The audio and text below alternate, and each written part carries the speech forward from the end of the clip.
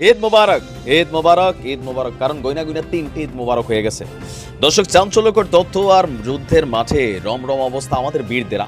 এতদিন যাবৎ আওয়ামী লীগ সরকারের আমলে যেমনে খুশি এমনে সাপোর্ট পাইলেও এখন যখন তারা কাটাকাটি খেলা শুরু করছে, বাংলাদেশে ভারতের কাইটা দিছে। আজ আপনাদের জন্য অনেক বিশাল একটা খুশির খবর কিংবা ব্রেকিং সংবাদ রয়েছে আমাদের হাতে। তাদের স্বপ্ন এখন আতঙ্কের রূপ নিয়েছে। তাদের স্বপ্নগুলো এখন মৃত্যুপুরীতে আশ্রয় পড়ছে, নতুন করে কবর রচিত হচ্ছে। ভারত রীতিমতো বেকায়দায় পড়েছে, তাদের টনক নড়েছে এবং তারা বিপদ গুনছে যে কি হবে এর ফলাফল বা পরিণতিতে। ভারতের ত্রিপুরার আগরতলায় বাংলাদেশের সহকারী হাই কমিশন ভবনে হামলা ও ভাঙচুর করেছে বিক্ষুব্ধ ভারতীয়রা। এ ঘটনায় গভীরভাবে ক্ষোভ জানিয়েছে বাংলাদেশ। এবার এ ঘটনার কড়া প্রতিবাদ ও নিন্দা জানিয়েছেন আইন ও বিচার বিষয়ক উপদেষ্টা আসিফ নজরুল। আইন উপদেষ্টা আসিফ নজরুল সাহেব তিনি ভারতের বিরুদ্ধে হুঙ্কার দিয়ে যথোপযুক্ত কাজই করেছেন। কারণ ভারতীয়রা তারা মনে করেছিল যে বাংলাদেশের হাইকমিশনে হামলা করে বাংলাদেশের পতাকা এবং ডক্টর ইউনূসকে কটূক্তি করে এবং সীমান্ত দিয়ে বাংলাদেশের প্রবেশের হুমকি দিলে তাহলে হয়তোবা বাংলাদেশিরা ভয় পেয়ে যাবে।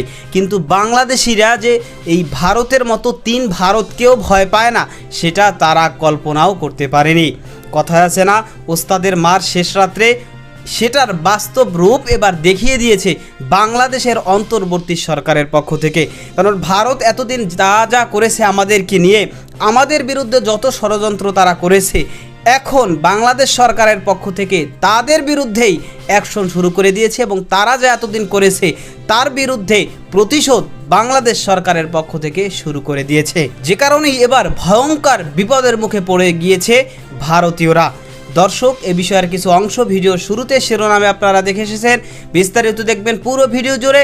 এ বিষয়গুলো দেখার পূর্বে আপনাদের একটা অনুরোধ করব, যারা আমাদের চ্যানেলে নতুন আসছেন চ্যানেলটি সাবস্ক্রাইব করে অল ক্লিক করে বেল আইকনটি চালু করে দিবেন। তাহলে নিত্য নতুন পরিবেশন করা আলোচিত সংবাদগুলো অটোমেটিকভাবে আপনারা পেয়ে যাবেন। দর্শক, চলুন আমরা দেখব যে ভারতীয়রা আমাদের বিরুদ্ধে ষড়যন্ত্র করায় ভারতীয়দের বিরুদ্ধে বাংলাদেশের পক্ষ থেকে যেই অ্যাকশন নেওয়া হচ্ছে এবং ভারতীয়রা এতদিন যা করেছে তার বিরুদ্ধে প্রতিশোধ নিতেছে বাংলাদেশ সরকার, সেটা আমরা দেখব। তার পূর্বে একটু আমরা দেখে আসি যে বাংলাদেশের অন্তর্বর্তী সরকার ভারতকে নিয়ে কি হুঙ্কার দিয়েছে, কি তারা বলেছে, সেটা কিছু অংশ আমরা দেখে এরপর ওই বিষয়টা দেখব। ধৈর্য ধরে একটা লাইক দিয়ে ভিডিওটি দেখতে থাকুন এবং আপনার মতামত কমেন্টে আমাদেরকে জানাতে থাকুন। ভারতের ত্রিপুরার আগরতলায় বাংলাদেশের সহকারী হাই কমিশন ভবনে হামলা ও ভাঙচুর করেছে বিক্ষুব্ধ ভারতীয়রা। এ ঘটনায় গভীরভাবে ক্ষোভ জানিয়েছে বাংলাদেশ। এবার এ ঘটনার কড়া প্রতিবাদ ও নিন্দা জানিয়েছেন আইন ও বিচার বিষয়ক উপদেষ্টা আসিফ নজরুল। সোমবার রাতে আসিফ নজরুল তার ভেরিফাইড ফেসবুক অ্যাকাউন্টে কড়া প্রতিবাদ জানিয়ে একটি পোস্ট দেন। প্রতিবাদের পাশাপাশি তিনি ভারতের সঙ্গে সমমর্যাদা ও সমানাধিকার ভিত্তিক বন্ধুত্ব বাংলাদেশ চায় বলে জানিয়েছেন। আসিফ নজরুল লিখেছেন, ভারতের আগরতলায় বাংলাদেশের সহকারী হাই কমিশন তছনছ করা হয়েছে, বাংলাদেশের পতাকায় অগ্নিসংযোগ করা হয়েছে। হিন্দু সংঘর্ষ সমিতি নামে একটি সংগঠনের সদস্যরা এই ন্যাক্কারজনক ঘটনা ঘটিয়েছে। ভারত আন্তর্জাতিক আইন লঙ্ঘন করেছে জানিয়ে আইন উপদেষ্টা আরও লেখেন, আন্তর্জাতিক আইন অনুসারে ভারতের মাটিতে বাংলাদেশের সহকারী হাই কমিশনকে পরিপূর্ণ নিরাপত্তা দেওয়ার দায়িত্ব ভারতীয় সরকারের। তারা এটি করতে ব্যর্থ হয়েছে, এই ব্যর্থতার নিন্দা জানাই। পশ্চিমবঙ্গের মুখ্যমন্ত্রী মমতা বন্দ্যোপাধ্যায়ের মন্তব্যেরও প্রতিবাদ জানিয়ে তিনি লিখেন, ভারতের বিভিন্ন অঞ্চলের সংখ্যালঘু ও দলিত সম্প্রদায়ের উপর যা ঘটে এর জন্য বরং উল্টো ভারতের লজ্জিত হওয়া উচিত। এরপর আসিফ নজরুল লিখেছেন, ভারতকে বলি, আমরা সমমর্যাদা আর সমানাধিকার ভিত্তিক বন্ধুত্বে বিশ্বাসী। শেখ হাসিনার সরকার বিনা ভোটে ক্ষমতায় থাকার লোভে ভারত তোষণ নীতিতে বিশ্বাসী ছিল। তবে ভারতকে বুঝতে হবে, এটা শেখ হাসিনার বাংলাদেশ নয়, এই বাংলাদেশ স্বাধীন, সার্বভৌম ও আত্মমর্যাদাশীল। বাংলাদেশ নির্ভীক একটি তরুণ সম্প্রদায়ের। অনেকে বলেন যে ভাই, ভারত তো বড় দেশ, আমরা ছোট দেশ, তো আসলে মানে সবকিছু একটা হিসাব নিকাশ করা উচিত। আমিও মনে করি হ্যাঁ, কিন্তু ছোট দেশ বড় দেশ বিষয়টা ওইখানে না। আমরা একটা স্বাধীন রাষ্ট্র, ভারত তাদের মতন স্বাধীন রাষ্ট্র। ভারত যেমন মনে করে যে বাংলাদেশকে তাদের দরকার আছে, বাংলাদেশও মনে করে ভারতকে তাদের দরকার আছে। বাট আবারও বলি, সমতা, ন্যায্য হিস্সা সম্মান, পারস্পরিক শ্রদ্ধাবোধ, এগুলোর ভিত্তিতে। আজকে বাংলাদেশকে অনেক কারণেই ভারতের কাছে গুরুত্বপূর্ণ একটা জায়গা হিসাবে কিন্তু গ্রহণ করতে হয়। কারণ বাংলাদেশের যে অবস্থানটা ভৌগোলিকভাবে, এটা ভারতের যে 7টা অঙ্গরাজ্য আছে, আপনার যে 7 সিস্টার্স হিসাবে খ্যাত, সেগুলোর জন্য এই বাংলাদেশের অবস্থানটা খুবই গুরুত্বপূর্ণ। ইভেন ভারতের একটা রাষ্ট্র থেকে, মানে একটা রাজ্য থেকে আরেকটা রাজ্যে পণ্য পরিবহন বলেন, ইন্টারনেট কানেক্টিভিটি বলেন, অনেক ধরনের ট্রান্সপোর্টেশন বলেন, এগুলোর জন্য কিন্তু বাংলাদেশের উপর তারা নির্ভরশীল। এতদিন যাবৎ আওয়ামী লীগ সরকারের আমলে যেমনে খুশি এমনে সাপোর্ট পাইলেও এখন যখন তারা কাটাকাটি খেলা শুরু করছে, বাংলাদেশে ভারতরে কাইটা দিছে। তবে হয়তো আমাদেরকে আবার ভারত কোনো দিক দিয়ে কাটবে, অলরেডি কাটছে। আমাদের বিরুদ্ধে জকিগঞ্জ থেকে শুরু করে বিভিন্ন সীমান্তে তারা পণ্য পরিবহন বন্ধ করে রাখছে, ফাইন। তা আমাদের কাছে কিছু নাই, আছে। দর্শক, বাংলাদেশের উপর দিয়ে ভারতের উত্তর পূর্বাঞ্চলীয় যে 7 রাজ্য, সেই 7 রাজ্যে ব্যান্ডউইথ নেওয়ার একটা প্রস্তাব দিয়েছিল ভারত সরকার বাংলাদেশকে। মানে ব্যান্ডউইথ তো বোঝেন, ইন্টারনেটের যে সার্ভিসটা। তো আমাদের টেলিযোগাযোগ নিয়ন্ত্রণ সংস্থা বিটিআরসি বলছেন বাংলাদেশ সেটাকে প্রত্যাখ্যান করেছে। সম্প্রতি ভারতের প্রস্তাবের এক বিষয় নিয়ে আমাদের বিটিআরসির এই বক্তব্য সামনে এলো। বলা হচ্ছে যে অনুমোদন প্রক্রিয়া অনেকটাই এগিয়ে ছিল আওয়ামী লীগ সরকারের সময়। 5ই আগস্ট যদি রাজনৈতিক পট পরিবর্তন না হতো, এতদিনে হয়তোবা আপনার এই কানেকশনটা ভারত নিয়ে নিত। বলা হচ্ছে যে আপনার বিগত সরকারের আমলে 2 ইন্টারন্যাশনাল টেরেস্ট্রিয়াল কেবল আইটিসি কোম্পানি সামিট কমিউনিকেশনস এবং ফাইবার অ্যাট হোম ও ভারতের টেলিকম অপারেটর ভারতীয় এয়ারটেল সম্মিলিতভাবে এই ব্যান্ডউইথ অবকাঠামো স্থাপনের উদ্যোগ নিয়েছিল। মানে বিদ্যুতের Maradona summit billions of dollar দেশ থেকে পাচার করে ফেলছে। তো প্রক্রিয়াটি বাস্তবায়নে ভারতীয় এয়ারটেল এই বিষয়ে বাংলাদেশের পররাষ্ট্র মন্ত্রণালয়ে গেল কয়েকদিন আগে আবেদন করেছে। তো পররাষ্ট্র মন্ত্রণালয়ে এটি টেলিযোগাযোগ বিভাগে পাঠিয়েছিল, পরে তা যাচাই করতে আবার বিটিআরসিতে পাঠানো হয়েছিল। পরিকল্পনা ছিল যে আপনার সীমান্তে টেরেস্ট্রিয়াল কেবল ল্যান্ডিং স্টেশন স্থাপন করবে। এই স্টেশন থেকে ফাইবারের মাধ্যমে কক্সবাজার ও কুয়াকাটায় বাংলাদেশের সাবমেরিন কেবল কোম্পানির সাবমেরিন কেবল ল্যান্ডিং স্টেশনের সংযোগ দেওয়া হবে, যার মাধ্যমে সিঙ্গাপুর পর্যন্ত সম্প্রসারিত হবে। আর সীমান্তের টিসিএল থেকে ভারতের এয়ারটেল উত্তর পূর্বাঞ্চলীয় রাজ্য ত্রিপুরা, মিজোরাম, মণিপুর, অরুণাচল প্রদেশ, আসাম, নাগাল্যান্ড ও মেঘালয়ে দ্রুতগতির ইন্টারনেট সেবা দেওয়া হবে। নাম প্রকাশে অনিচ্ছুক আমাদের বাংলাদেশের কর্মকর্তা বলছেন, ব্যান্ডউইথ নিয়ে এই ট্রানজিটে বাংলাদেশের আসলে এই মুহূর্তে কোনো ধরনের লাভ নেই। শুধু আওয়ামী লীগ সরকারের সুবিধাভোগী সামিট গ্রুপ এবং ফাইবার এট হোম, ওই গ্রুপটা সেখানে অর্থনৈতিকভাবে কিছু ফায়দা পাইত। মেইন লাভটা হতো ভারতের, কারণ এতে ভারতের 7 সিস্টার্স থেকে চেন্নাই সাবমেরিন কেবলের ল্যান্ডিং স্টেশনের দূরত্ব 5,500 কিলোমিটার। এখান থেকে সিঙ্গাপুরের দূরত্ব আরও 8,700 কিলোমিটার। এছাড়া দুর্গম পর্বতের কারণে ভারতের ভেতর দিয়ে পূর্বাঞ্চলীয় রাজ্যগুলোতে আপনার ফাইবার নেটওয়ার্ক পৌঁছানো রক্ষণাবেক্ষণ মুশকিল এবং ব্যয়বহুল। দীর্ঘ দূরত্বের কারণে আপনার ইন্টারনেটের মানে গতি এটা কমে যায়, যা সিঙ্গাপুর পর্যন্ত যাইতে যেতে আরও কমে যাবে। বাংলাদেশের মধ্য দিয়ে ট্রানজিট পেলে নেটওয়ার্কের দূরত্ব কমে যাবে 3,700 কিলোমিটার এবং সিঙ্গাপুর পর্যন্ত ল্যাটেন্সি কমে যাবে 37 মিলিসেকেন্ড। অনেক শব্দ অনেকে বোঝেছেন, বোঝেন নাই।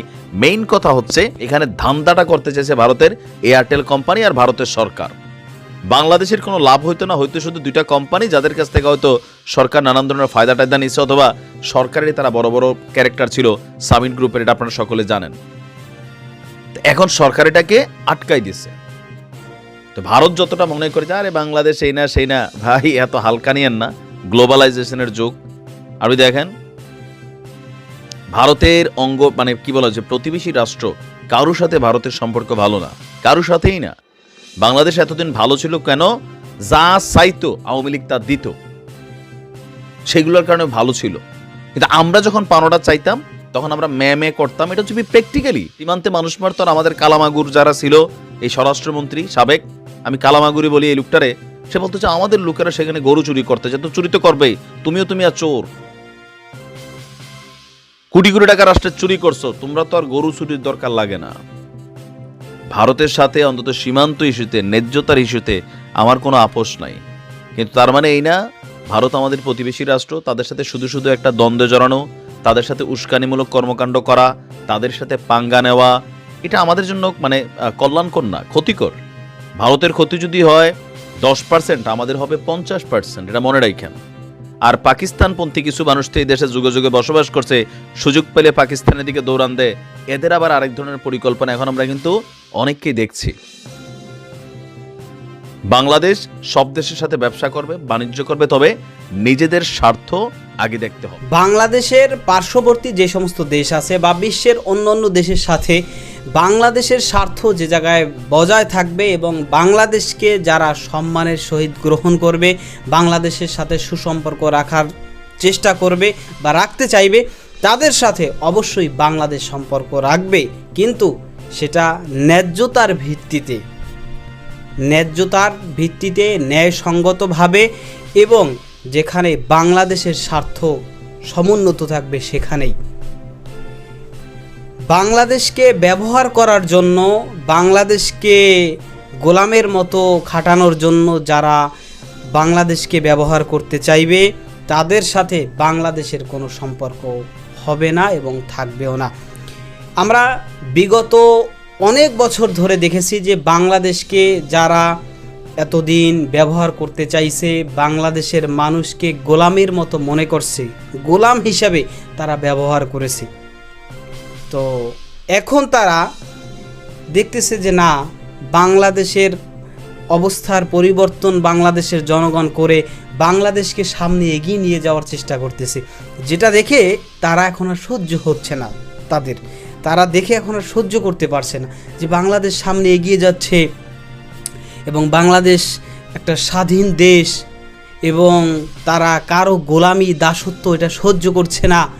তাহলে এটা তো করতে দেওয়া যাবে না। এই জন্যই, শুধুমাত্র এই কারণেই, কারণ এতদিন তারা আমাদেরকে গোলামের মতো ব্যবহার করেছে, আমাদের থেকে তারা লুটে পুটে আমাদের দেশ থেকে শুধুমাত্র তাদের স্বার্থকেই তারা নিয়েছে, বাংলাদেশের স্বার্থকে তারা বিন্দুমাত্র লক্ষ্য করেনি।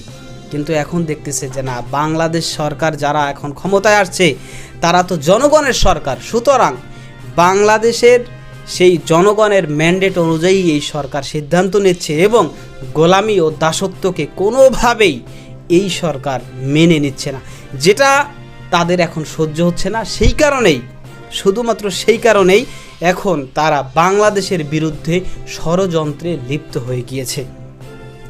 তারা বাংলাদেশের বিরুদ্ধে একের পর এক বিভিন্নভাবে যত পথ রয়েছে সব পথ দিয়ে তারা বাংলাদেশের বিরুদ্ধে ষড়যন্ত্র করার চেষ্টা করতেছে।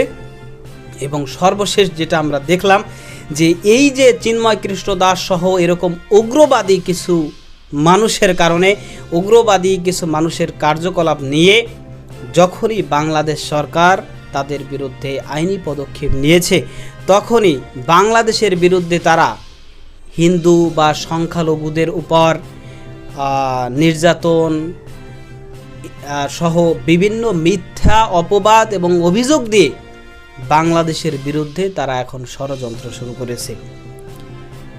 এবং তারা শুধুমাত্র নিজেরাই নয়, এর পাশাপাশি আন্তর্জাতিক মহলেও তারা বাংলাদেশের বিরুদ্ধে ষড়যন্ত্র প্রচার করে যাচ্ছে। মানে তাদের মূল টার্গেট বা লক্ষ্য হচ্ছে যে বাংলাদেশকে কিভাবে বিপদের মুখে ফেলা যায়, বাংলাদেশ যেন কোনোভাবেই, তারা যেইভাবে স্বাধীনভাবে সামনে সমুন্নত হতে যাচ্ছে সেইভাবে স্বাধীনভাবে কোনোভাবেই যেন সমুন্নত হতে না পারে, যে কোনোভাবে হোক বাংলাদেশকে বিপদের মুখে ফেলতে হবে। এই ষড়যন্ত্র নিয়েই এই উগ্রবাদীরা তারা বাংলাদেশের বিরুদ্ধে এখন নেমে পড়েছে। কিন্তু বাংলাদেশের জনগণ, বাংলাদেশের প্রশাসন এবং বাংলাদেশের সমস্ত রাজনৈতিক দল সকলেই ঐক্যবদ্ধ রয়েছে যে এদেশের বিরুদ্ধে যদি কেউ ষড়যন্ত্র করে, সে যত বড় দেশ হোক আর যারাই হোক না কেন, আমাদের বিরুদ্ধে যারা ষড়যন্ত্র করবে তাদের ষড়যন্ত্রকে অবশ্যই আমরা রুখে দেব এবং আমরা তাদের ষড়যন্ত্রকে প্রতিহত করেই আমরা সামনে অগ্রসর হব। এই প্রত্যাশাই কিন্তু বাংলাদেশের জনগণ এখন ঐক্যবদ্ধ হয়ে সামনে অগ্রসর হচ্ছে এবং ইতিমধ্যেই প্রশাসনিকভাবে সেনাপ্রধান সহ, বিমান বাহিনীর প্রধান, বিজিবি প্রধান সহ যারা দেশের উচ্চ পদস্থ কর্মকর্তা রয়েছেন তারা ইতিমধ্যেই ঘোষণা দিয়েছেন যে আমাদের বাংলাদেশের জনগণকে রক্ষা করার জন্য, বাংলাদেশকে রক্ষা করার জন্য যা যা কিছু করতে হবে, যত বড় চ্যালেঞ্জ আসুক সেই চ্যালেঞ্জের মোকাবেলা করতে আমরা প্রস্তুত এবং পুরোপুরিভাবে আমরা প্রস্তুত। সুতরাং ভয় পাওয়ার কোনো কারণ নাই, বাংলাদেশের জনগণের ঐক্যবদ্ধ থাকতে হবে। তাহলে ভারত কেন এরকম উগ্রবাদী বা যারাই আমাদের দেশের বিরুদ্ধে, আমাদের বিরুদ্ধে ষড়যন্ত্র করবে, তাদের ষড়যন্ত্রকে রুখে দেওয়া বা প্রতিহত করা এটা বিন্দু মাত্র সময়ের ব্যাপার হবে না। তো দর্শক, ভালো থাকবেন, সুস্থ থাকবেন। যে বিষয়গুলো আজকে দেখলেন সম্পর্কে আপনাদের মতামত কি সেটা কমেন্ট সেকশনে জানাবেন। আসসালামু আলাইকুম রহমতুল্লাহ।